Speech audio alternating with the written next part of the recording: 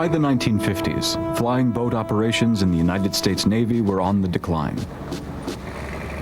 The advantages these large seaplanes once enjoyed over their land-bound cousins were fast disappearing. But as the Cold War took shape, the Navy soon reevaluated the merit of water-based aircraft. New designs would hit the water, ranging from the ambitious to the extraordinary and the traditional. Two would go into service, but all would become history, except for one. 20 years after retirement, it has escaped the scrap heap. And it is flying to places today that most pilots can only dream of.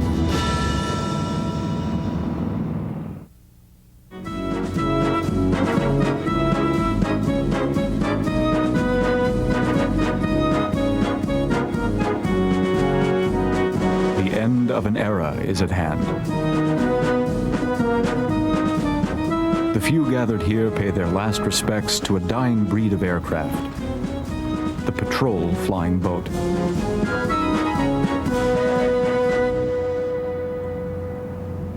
This is an SP-5 Marlin, the last patrol flying boat to serve in the United States Navy. Its final approach is met with a fond farewell. July 8, 1968, the U.S. Navy is officially retiring an old workhorse of naval aviation. When this Marlin makes its last water landing, 57 years of continuous seaplane operations will come to an end, closing one of the most interesting chapters of flying boat history.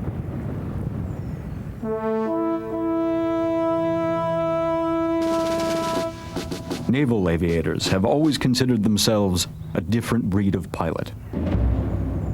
Whether operating off flight decks of aircraft carriers or flying patrol missions off coastlines, they are inextricably bound to the sea, subject to its conditions and respectful of its power.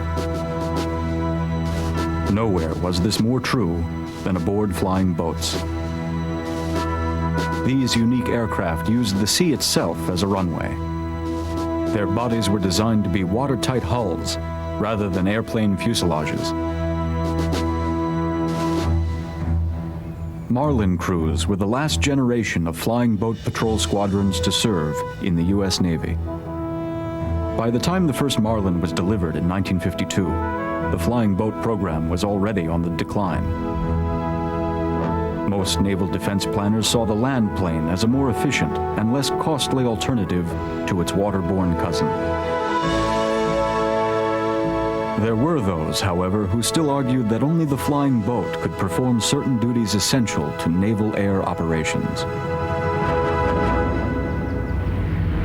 This was best demonstrated in World War II. Upon America's entry into the war, flying boats like the PBY Catalina formed the backbone of the Navy's offshore patrol wing. At the time, no land plane could match its range. As the war progressed, flying boats demonstrated a versatility and mobility unknown to any land plane. Their missions included anti-submarine warfare, air-sea rescue, and, most remarkably, advanced base air support. These PBYs were stealthy, mobile, and versatile aircraft that performed duties no land plane could do. The list of flying boat accomplishments throughout the Second World War is endless.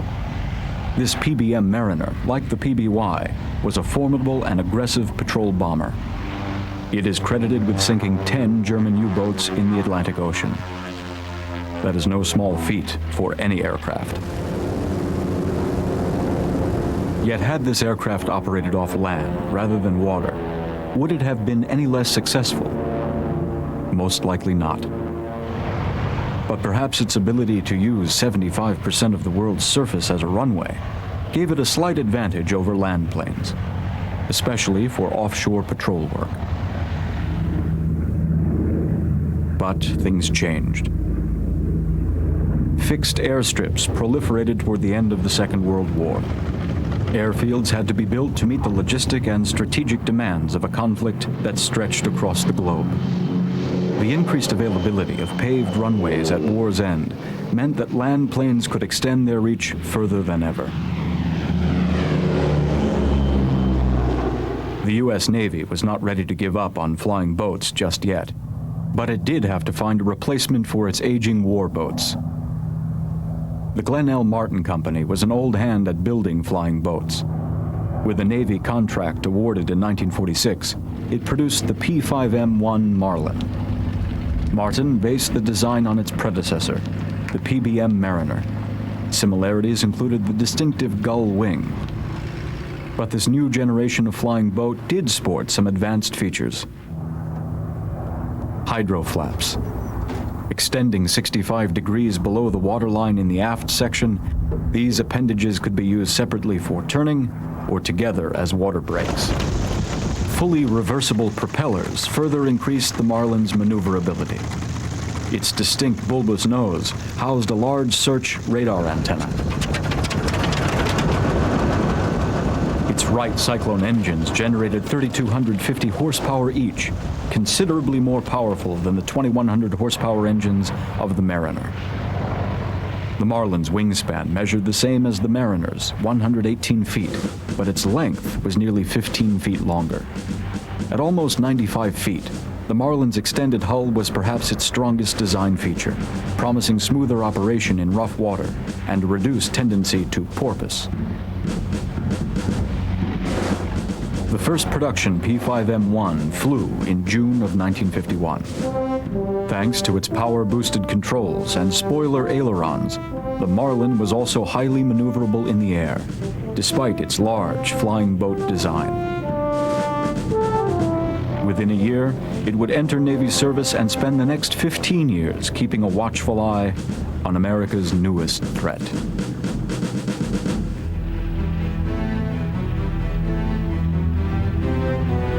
With the end of the Second World War, the United States had found itself face to face with a new adversary. Joseph Stalin, a one-time ally, promptly filled the power vacuum left in Eastern Europe with a military might more threatening than that of Nazi Germany. As the Cold War took shape by the end of the 1940s, the Soviet Union boasted the largest submarine force in the world. Stalin knew that, with a fleet submarine, he could extend his reach beyond the shores of his vast Soviet empire.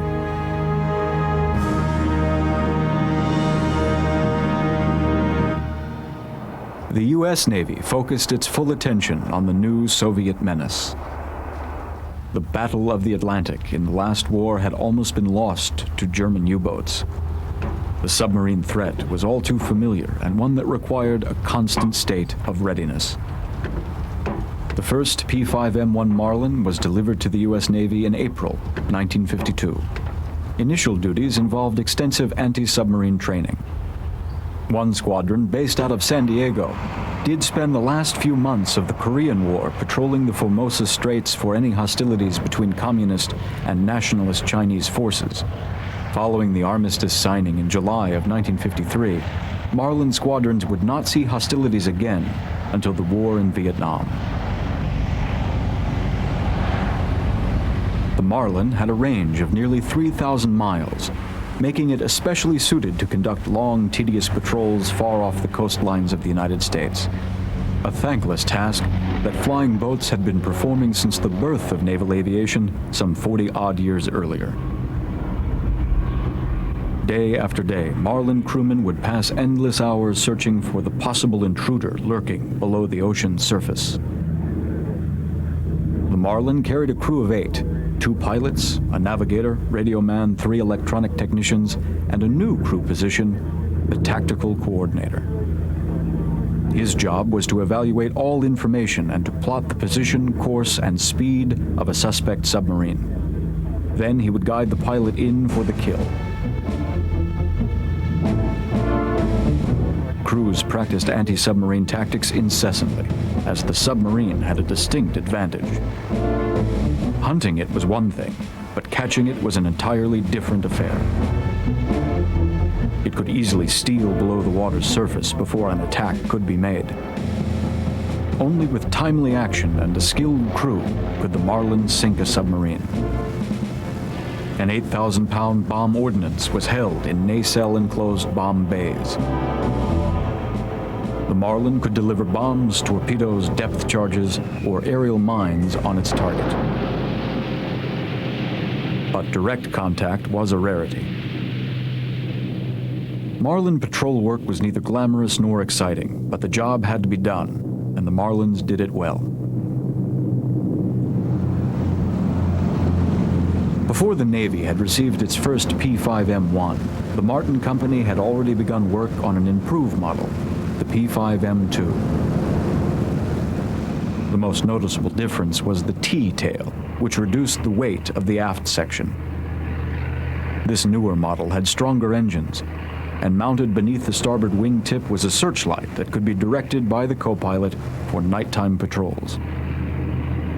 The hull was lengthened by 5.5 feet, making the Marlin's water handling capability better than ever. As both Marlin models dutifully carried out their offshore patrol work, naval planners continued to scrutinize the role of flying boats in future naval air operations. Day-to-day operation and maintenance of these large seaplanes required special care. This Marlin, like all its flying boat predecessors, had to be hauled out of the salt water for a good hose down, something no land plane had to endure. Captain Sid Sherby explains. Operating in salt water, you always had a corrosion problem that you had to live with and be very careful with. It gave you some flexibility in that you could go places and operate them where you couldn't put a field. We did this all with the PBYs and the Coronados during the war. Down in the South Pacific, they did yeoman service down there, and they operated out of places we could not have put a land plane.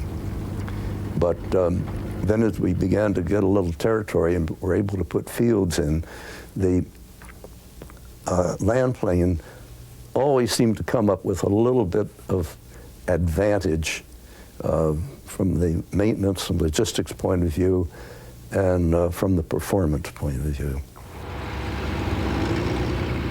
The few advantages flying boats once enjoyed over their land-bound cousins were disappearing, while the disadvantages were becoming more obvious. As the range and speed of land planes were increasing, the urge to trade hulls and floats for landing gear was stronger than ever.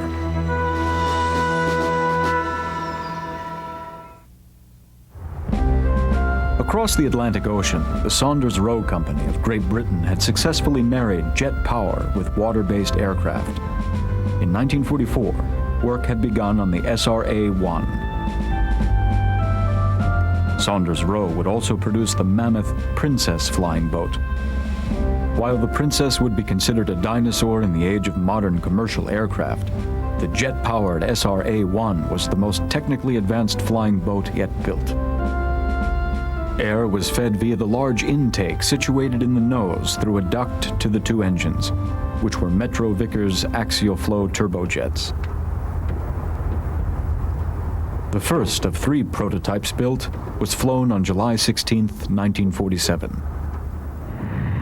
As early as 1943, Saunders Roe had submitted a proposal to the Air Ministry for an advanced jet fighter flying boat. The idea of deploying a jet fighter in the Pacific Theater during World War II was warmly received, especially if this fighter needed no prepared bases, just sheltered stretches of water that could not be bombed out of use. The war ended before the first was completed, but the requirement remained. To minimize drag normally associated with flying boat designs, the wingtip floats rotated 180 degrees to retract into the underside of the wing. By 1948, the 2 remaining prototypes were also airborne. The SRA-1 attained a speed of over 500 miles per hour, well in the speed range of current land-based jet fighters.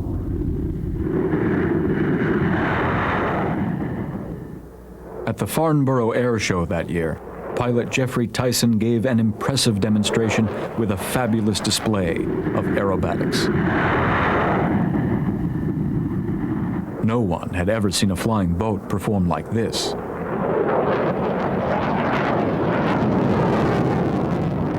Unfortunately, 2 of the aircraft were lost in separate accidents in 1949. Although neither accident resulted from design flaws, the development program was soon halted.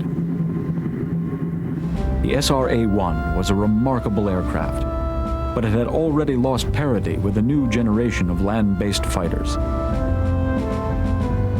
Its final public appearance was in London on the Thames at the Festival of Britain in June 1951. Before it would fade into oblivion, however, the U.S. Navy took notice and considered developing its own water-based fighter. The Consolidated Vultee Aircraft Corporation, or Convair, seized the opportunity and began presenting the Navy with some very advanced designs. The design research group had been working with Convair on what might be a transonic or supersonic seaplane. We're looking at all sorts of things.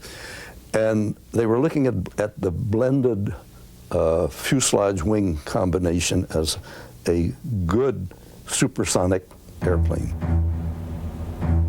Building a jet-powered flying boat is a challenge, but making one fly the speed of sound is practically unimaginable. The Convair design team, headed by Dr. Adolf Bernstein, knew that aerodynamics had to be given first priority.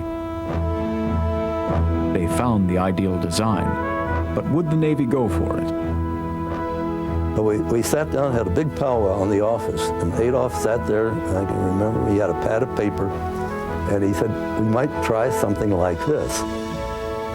He said, we could build a Delta, which we know will fly all right, and we can try putting hydro skis on it. So they took it back home and came back with the proposal for the Sea Dart.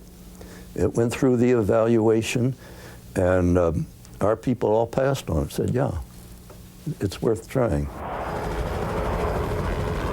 The result would be one of the most ambitious flying boat designs ever conceived. Although the Sea Dart looked more like a float plane, it was truly a flying boat in that its hull rested directly on the water's surface.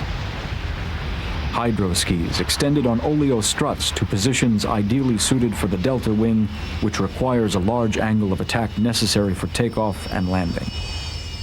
When airborne, the skis retracted into the fuselage, allowing aerodynamic streamlining for supersonic flight. With wheels at the aft end of the skis and one swiveling tail wheel, the Sea Dart could enter and exit the water under its own power. A brilliantly designed aircraft, but could the Navy find a use for it?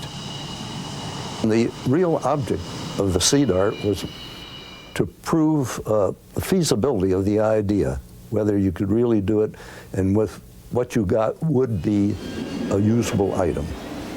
So in designing the airplane in order to save weight and time, things like that, it was decided that the principal uses of the airplane would be to test the hydrodynamics and to test the high speed, high altitude performance of the airplane. Once its skis retracted into the hull, the Sea Dart could assume its streamlined form. The 60-degree delta wing, pioneered by Convair, proved superior to the conventional swept-back wing for supersonic flight from the standpoint of drag, stability, and control. The test pilot reported that the Sea Dart was completely conventional in maneuvering as any other contemporary high-performance land-based jet.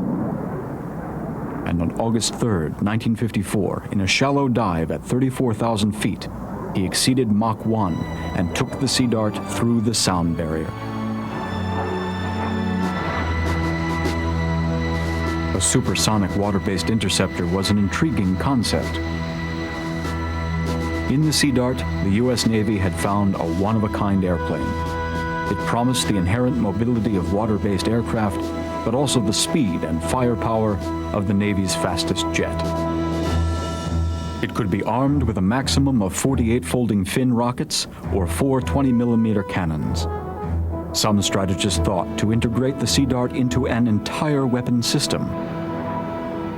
Comprised only of water-based aircraft, a mobile base system might be the optimal way to secure and maintain a forward area striking force. The Navy was already using the R-3Y Tradewind for its long-range transport runs across the Pacific Ocean. Also built by Convair, the Tradewind had 4 contra-rotating turboprop engines, which delivered a combined total of 22,000 horsepower.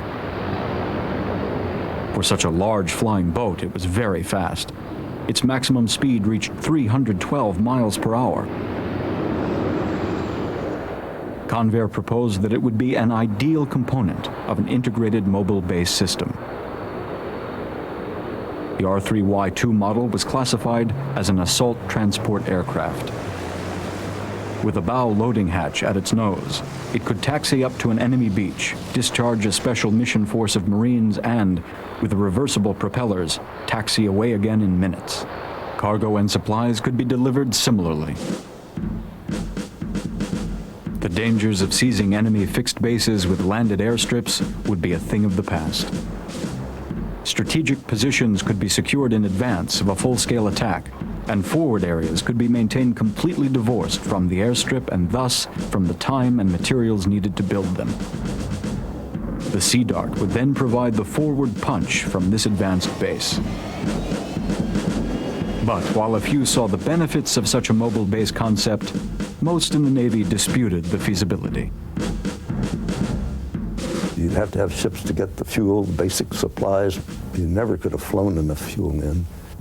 To be fully operational, you'd still have to have sea transport to get stuff into it. So one way or another, you're tied to having a steamer come in with tractors or food or fuel or whatever and service it. Even if the means were available, the requirement was not. Saddled with underestimated costs and lack of support within the Navy, the Sea Dart would never go into operation. But at least it did enjoy becoming the first and only seaplane ever to fly faster than the speed of sound. By no means had the Navy given up on the idea of mobile bases. The elaborate scheme of one such as proposed by Convair was considered impractical. A floating base, however, not just a seaplane tender, but a submarine would lend the greatest degree of mobility, stealth, and surprise. During a week-long anti-submarine warfare exercise in 1956, 4 P-5M2 Marlins were tender-based aboard the U.S. fleet submarine Guavina off the coast of Florida. As a ladder rig or tow line was streamed behind the submarine, the Marlin taxied to the rig and engaged a pickup run with its forward keel hook. The Guavina was fendered with 2 layers of automobile tires so the aircraft could be brought alongside. Once secured, the Marlin could be refueled and replenished. This was the first time that such a refueling and anti-submarine operations had been conducted from a submarine while at sea.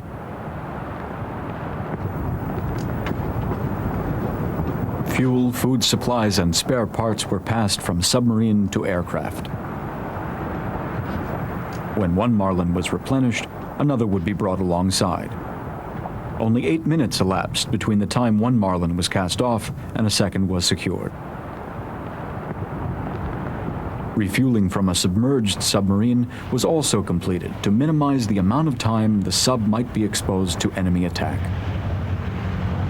The advantages of combining submarine and seaplane as a floating mobile base showed promise, and the Navy continued these exercises throughout 1956. Operating from these frontier sites, as they were called, the Marlins pioneered an attack concept that was to be realized by the Navy's newest advanced strike flying boat, the P-6M Seamaster.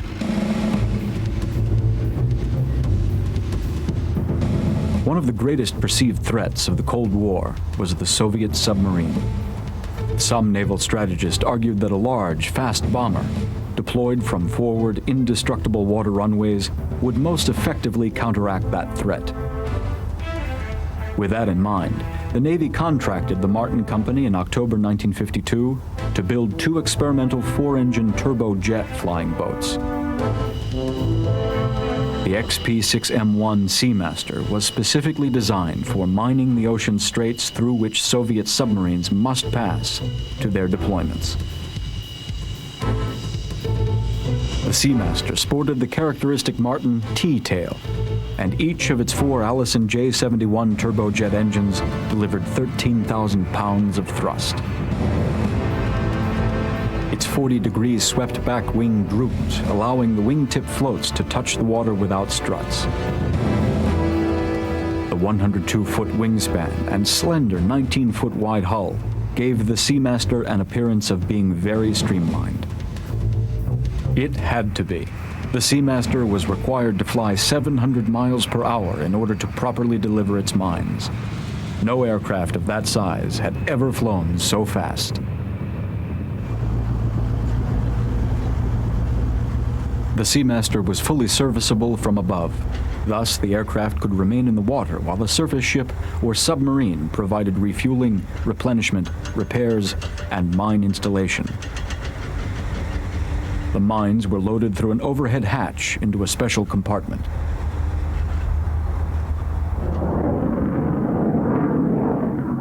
The Seamaster's mine delivery system was truly advanced. The weapons door rotated 180 degrees, while still keeping the hull sealed to eliminate the buffeting produced by old-fashioned bomb bays. Although designed as a mine warfare aircraft, the Seamaster could double as a long-range bomber comparable to any contemporary land plane. There was no performance penalty for its being a flying boat, and it clearly had Mach 1 capability. The Seamaster could also beach itself without the assistance of a beaching crew. The pilot engaged a specially designed cradle. Once secured, the aircraft could be taxied in and out of the water, and with foot pedals, the pilot could maneuver the aircraft on the ground as he would any land plane. By the time the first prototype had flown on July 14, 1955, Martin was already building 6 additional P-6Ms for follow-on tests. For the next 5 months, the Seamaster test program proceeded with excellent and promising results. But on December 7th, tragedy struck. One of the 2 they had at the Pax River suffered a control failure at low altitude when it was going pretty fast, and the wings failed in negative G. We lost the crew. Structurally, the airplane was up to what it should have been, static test-wise, but when you're going at many hundreds of knots and get a full nose-down pitch, you get 8 or 9 G, no problem whatsoever, and the airplane just wings folded like that. A second accident occurred almost a year later near Newcastle, Delaware.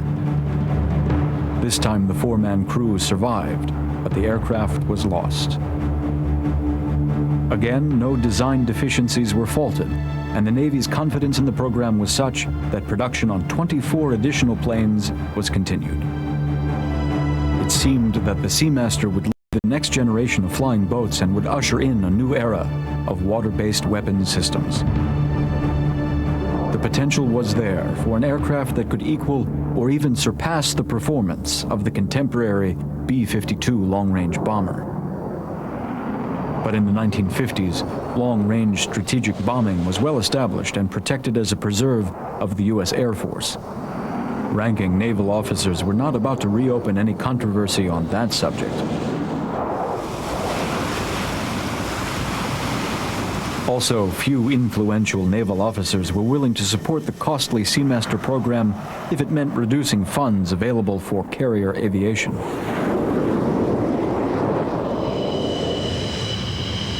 Production delays, added costs, and lukewarm support led to the termination of the entire Seamaster program on August 24, 1959.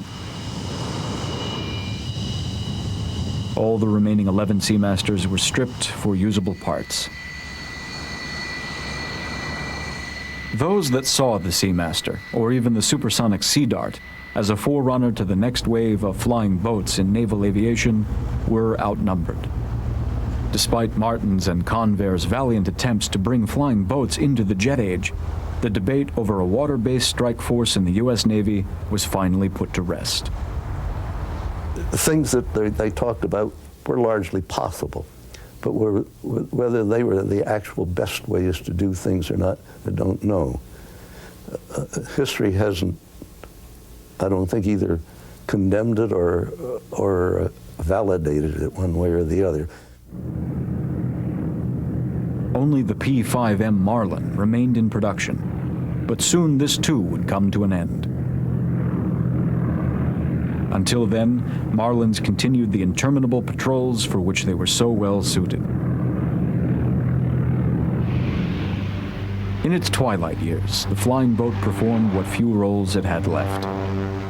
The U.S. Coast Guard used Marlins for its long-range air-sea rescue far off America's coasts. But due to high costs of maintenance, the Coast Guard would dispose of them in 1961.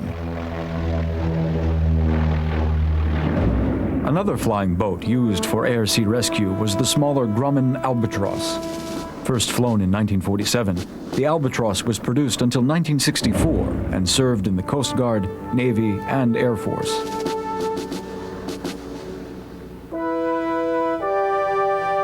The last of a long line of military amphibian flying boats built by the Grumman Aircraft Corporation, the Albatross was the last flying boat to serve in the U.S. Armed Forces. But many are still flying today for private use. Its ability to operate off water and land has made it especially versatile. The distinct Mickey Mouse nose houses a large radar antenna, which made the aircraft extremely useful for search and rescue missions.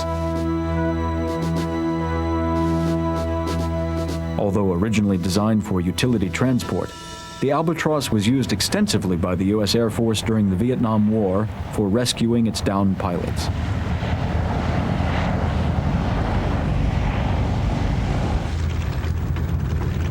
In the short years to come, land planes would completely assume all military air operations.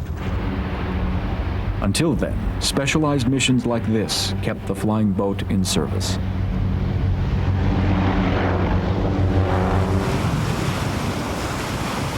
From the outset of the Vietnam War, the aircraft carrier proved that it could satisfy all the U.S. Navy's advanced strike needs. Any advantage that a water-based fighter might have offered could not equal the cold efficiency of the modern carrier aircraft.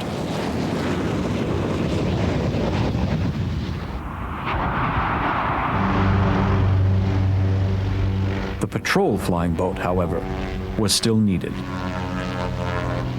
Marlins provided air reconnaissance of aircraft carrier operating areas in the Gulf of Tonkin. When a North Vietnamese trawler was found loaded with arms for the Viet Cong enemy, the Navy launched one of its most extensive blockade operations, Market Time.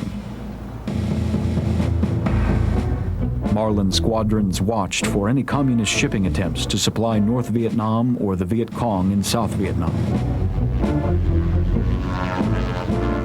Suspicious activity was promptly reported to Navy surface vessels in the area. Since 1962, P-5M1 and P-5M2 Marlins had been redesignated P-5A and P-5B, respectively. In a new gray and white livery, modified P-5s used in Operation Market Time were armed with underwing rockets and carried .50 caliber and M60 machine guns in various hatches. It was also at this time that the inevitable happened.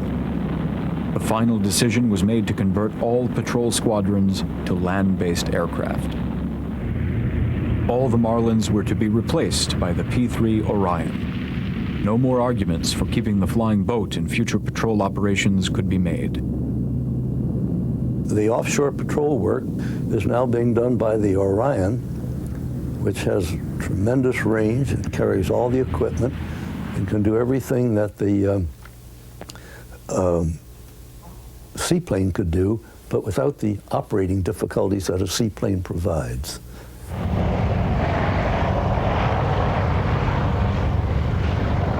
The The last tactical flying boat patrol for the U.S. Navy was flown on May 10, 1967, from Sangley Point in the Philippines. 1 year later, the last surviving Marlin escaped the wrecker's hammer and was formally turned over to the Smithsonian Institution. Today it is on display at the National Museum of Naval Aviation in Pensacola, Florida. This was the last time a Navy flying boat would endure the ritual of being ramped. Before the crowd of well-wishers, it was a bittersweet honor that truly marked the end of an era.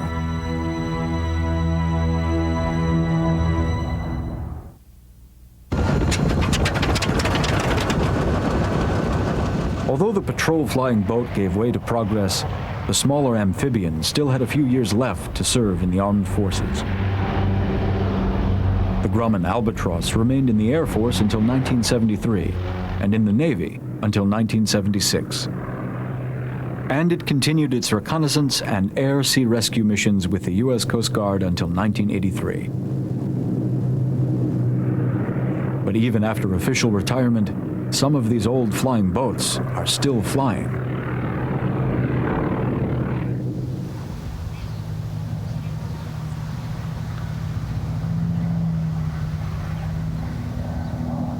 After languishing for years in the Arizona desert, this Albatross was purchased from the Navy and resurrected by two very dedicated individuals.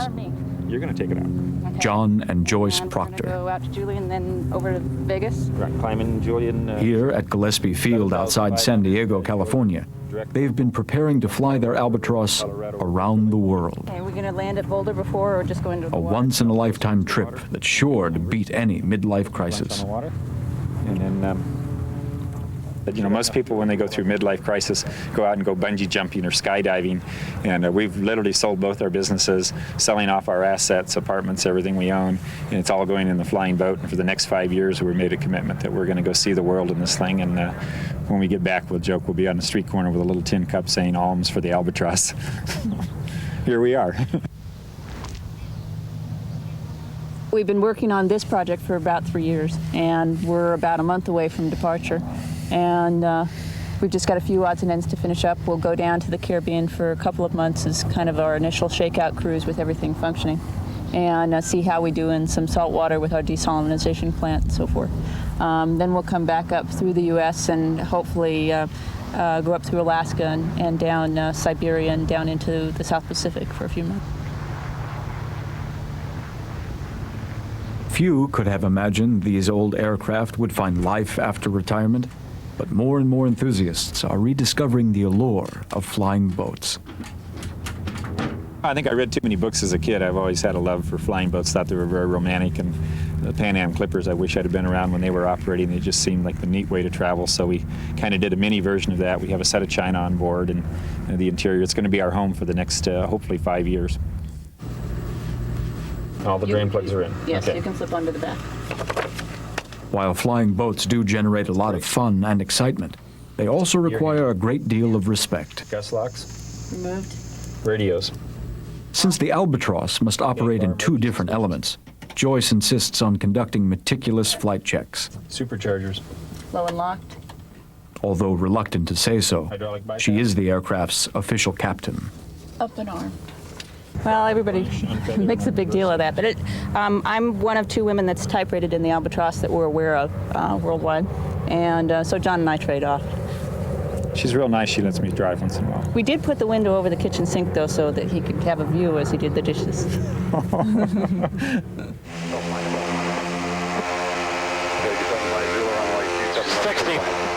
Today they're flying to Lake Mead, outside Las Vegas, Nevada.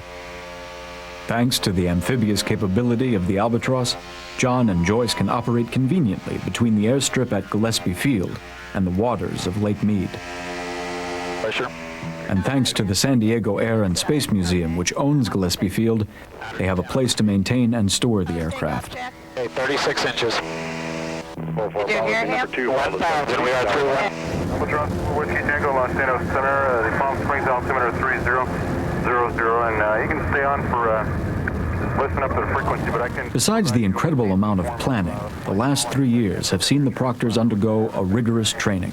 Okay, 4 Whiskey Tango, we appreciate. We'll stay on this squawk. Flying the Albatross is barely half the work. Stay level at 9,500. Operating off water is the tricky part. Much out of 3-3 and ident. Verify that. Okay, we're coming up on the 29 Palms VOR. We've got about 8 minutes to run to 29. Lake Mead offers a watery test bed from which the lessons can be learned and the techniques mastered. Be a direct to Lake Mead. One of the things we want to make sure on today, with the wind's been blowing, that there's no debris on the lake.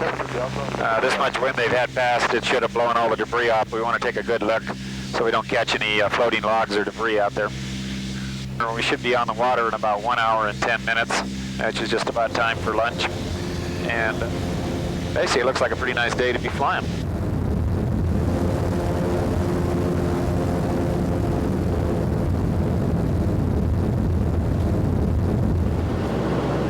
Years of restoration have made this aircraft into a flying houseboat. All the added amenities make this old Navy flying boat quite elegant. But for flying around the world, they're less a luxury than a necessity. It's every pilot's dream to fly around the world, and that's initially we talked about that for a long time. And once we got hold of the Albatross, we got into it pretty seriously, and that's why it's set up the way it is to have all those creature comforts and be self-contained. Our thinking is that we'll be in remote areas for up to 60 days, and so we had to carry enough food and supplies and be self-contained for the aircraft to sustain that. In the 1950s, the old air yachts were real popular. They were Catalinas then, PBYs, and they were used similar to what we're doing with ours. And they've kind of gone by the wayside and got cut up for scrap and stuff. So it's kind of neat to see that era coming back.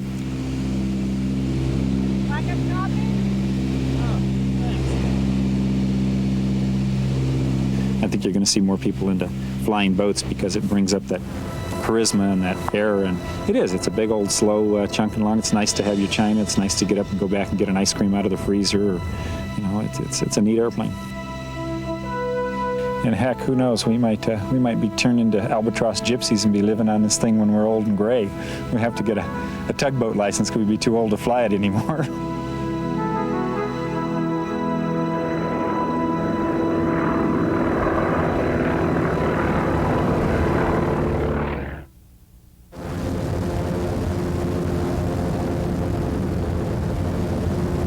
Lake Mead is nearly 300 miles from San Diego, but it offers an ideal spot to practice the water handling of a flying boat. We're going to be working in this long north finger of the lake in here.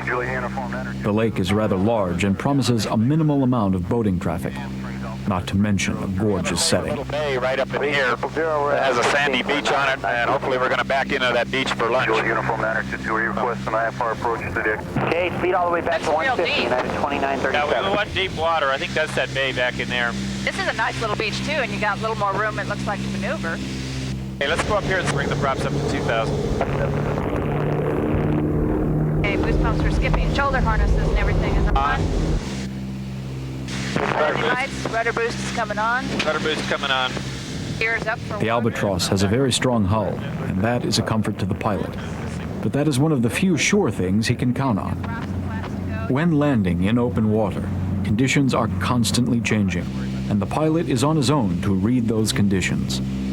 120 feet. A land plane pilot is usually landing on a runway, and he's got a cocoon, a safety environment. He's got a marked runway. He's got a windsock. Sometimes he has an air traffic controller to tell him what to do, and so he's in a very safe cocoon. When you're flying boats or any water operation, there's nobody to talk to. You have to do everything yourself. You have to be your own controller. You have to be your own flight engineer and your own pilot. So it's a bit of a handful.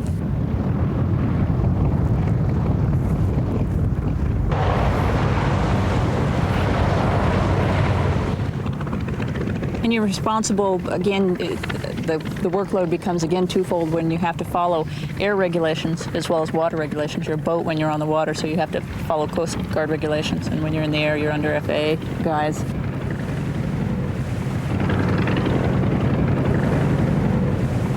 The Albatross is a rather large and awkward motorboat to have to maneuver. Its wings span 96.5 feet. It is nearly 63 feet long with a gross weight of 37,000 pounds. The draft is roughly 3 to 4 feet. That is the depth of the hull's keel below the water. This is a concern when approaching shallow beaches. But the Albatross does have one advantage over other flying boats. Gear down, please.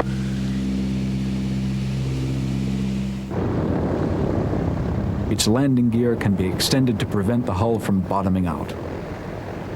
And reversing propellers make docking more manageable. Hey, you want me to go open the back hatch and watch? Yeah, go open the back hatch and let's get set up for beaching. It's one of the few flying boats that have reversing propellers, which is real nice. So when you go to dock, for example, when we backed in here, it was very nice. I was able to turn around, put the engines in reverse, and pick my spot exactly where I want to do on the beach. In a normal seaplane, you've got to coast in and then either jump out and turn the airplane around or something. Reversing propellers are really nice. It's the only way you can control the thing. Otherwise, you got 15 tons heading for a dock and stuff, and it just mows it down.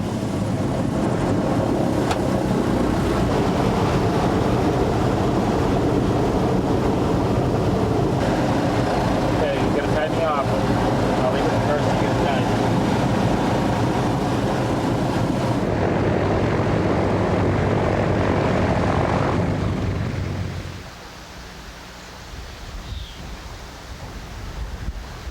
In a setting like this, it's easy to understand what draws people to flying boats.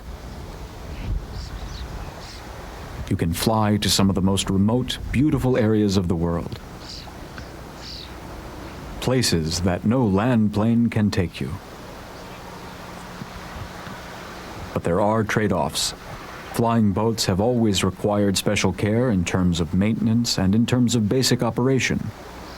Lake Mead is indeed beautiful, but it also provides a lot of room to operate.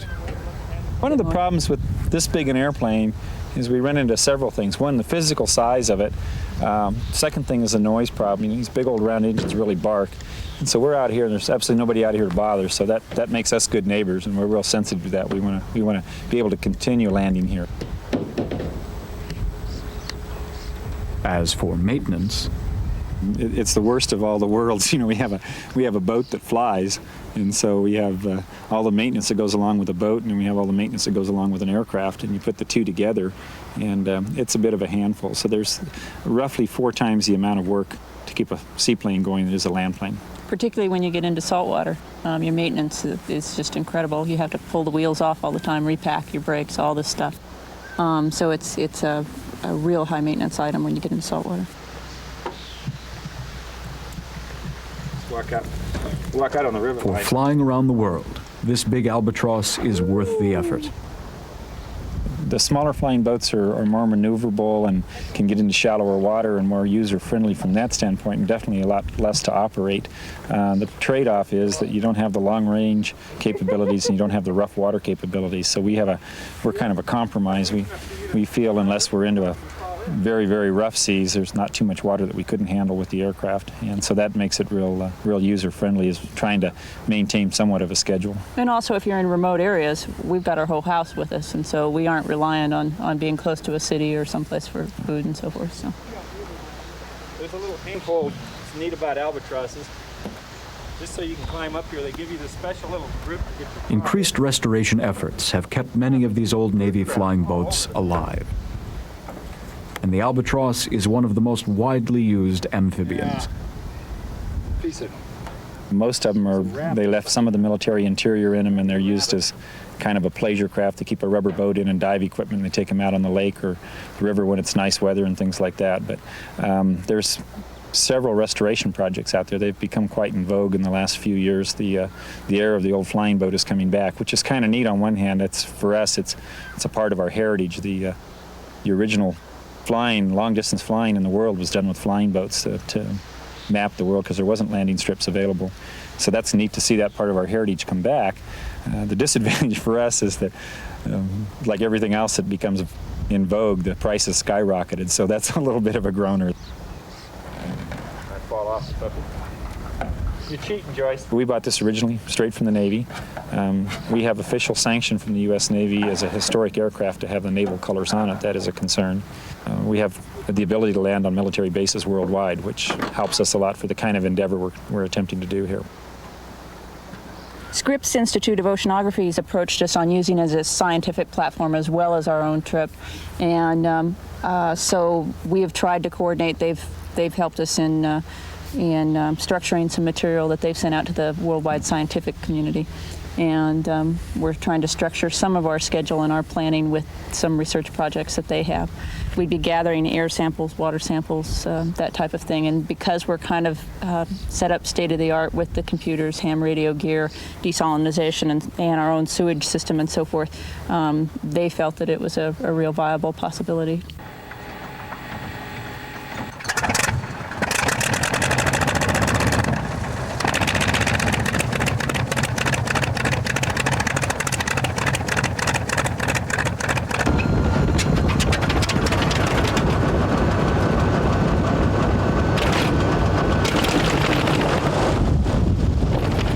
In a few months, the Proctors will begin their adventure.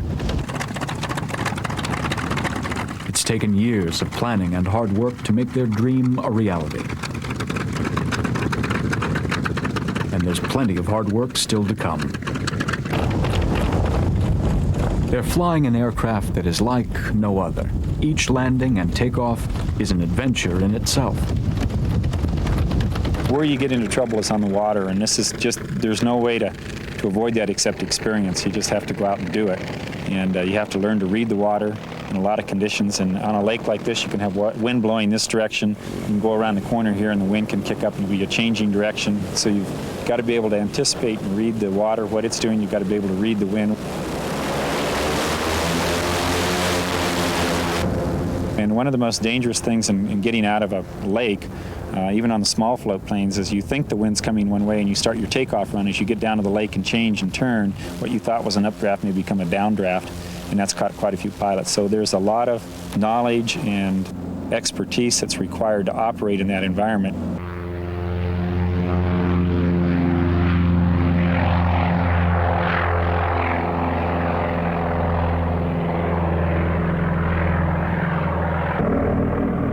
The thrill of that environment is what keeps the flying boat alive.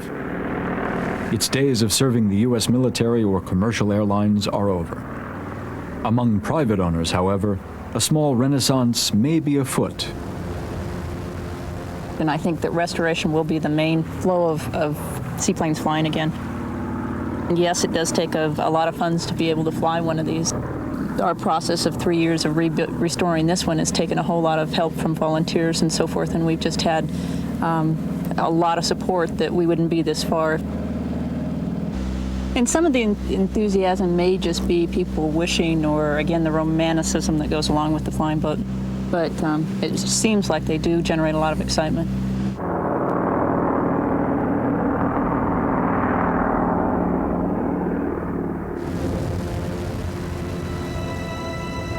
There must be many retired Navy men who take great joy in seeing a few of these old flying boats still flying. The Navy's retirement of the Albatross and of the Marlin did mark the end of an era, but in a way, it generated a new one. Flying boat lovers like the Proctors are finding inventive ways to make use of these versatile aircraft. And when they finish circumnavigating the world, John and Joyce may have simpler plans, but they are unique nonetheless. In 5 or 6 years, we would load this full of chow and gasoline and tank it all up and fly into British Columbia somewhere and park it, and it'd be our floating cabin for 3 or 4 weeks and have friends come and stay with us and stuff. If the fishing wasn't too good there, we'd fire up and move to a new cabin location. So that's kind of where we're headed for.